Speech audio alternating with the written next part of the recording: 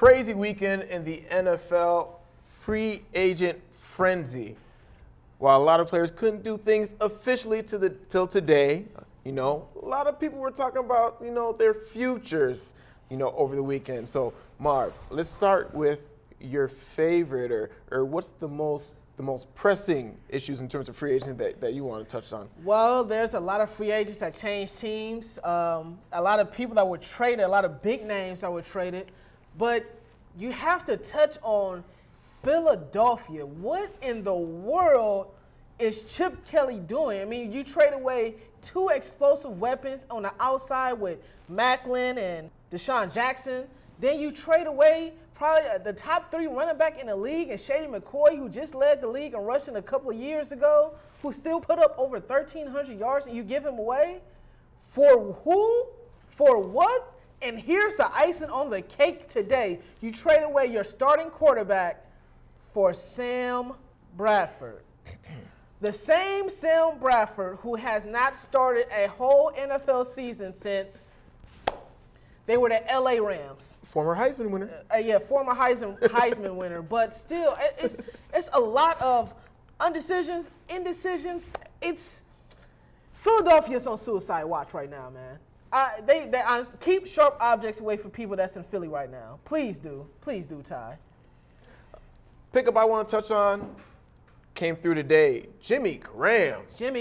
Going up to Seattle. Wow. Seattle will send center Max Unger and a first-round pick to New Orleans. So I'm not sure who really gets the bulk in terms of the best pickup of that trade. But, hey, Russell Wilson, we've talked about these receivers.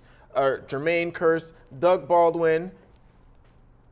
Didn't really get it done in the Super Bowl and for a majority of the playoffs. So now you saw the way Luke Wilson became Wilson's go-to player throughout the end of the season and especially in the playoffs. So Jimmy Graham should put up big, excellent numbers for Wilson. Not to mention that every single time Jimmy Graham went up to Seattle, didn't have the best of days against the Legion of Boom and especially Cam Chancellor. But this is great for the Seahawks. We talk about them taking a step back. So got a nice receiving weapon.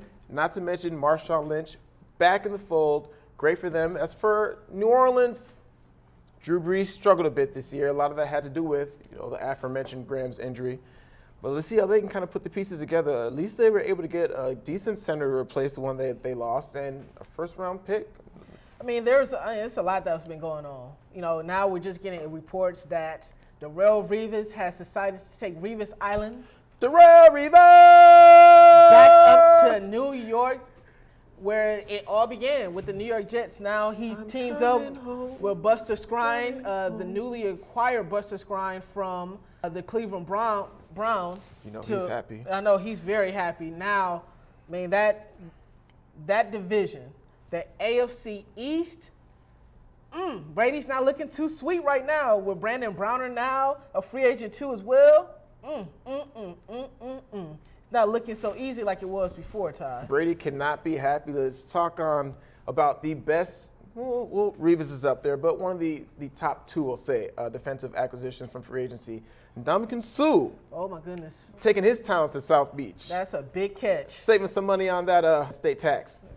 Now, he will solidify a Dolphins D-line, which was great against the pass. Cameron Wake out there can get to the quarterback. Not too good against the run.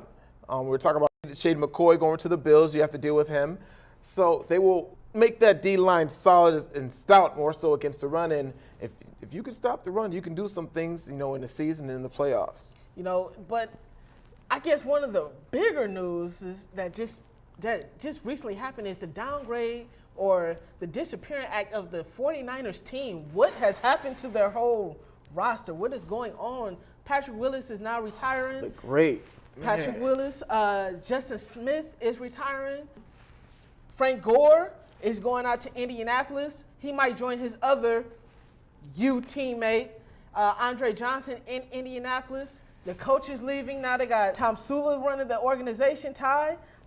I think the 49ers might be the weakest team in that division now, and they were just in a Super Bowl a couple of years ago. remarkable how things change so fast. So fast, Ty. Agreed. We talk about these Super Bowl and these championship windows that teams have, and I don't know if I've seen one shrink so far. I think a lot of us were ready to close the door on the Seahawks before they made the moves they made. Exactly. But this speaks to the pride. Harbaugh, Coach Jim Harbaugh, he really had that locker room together.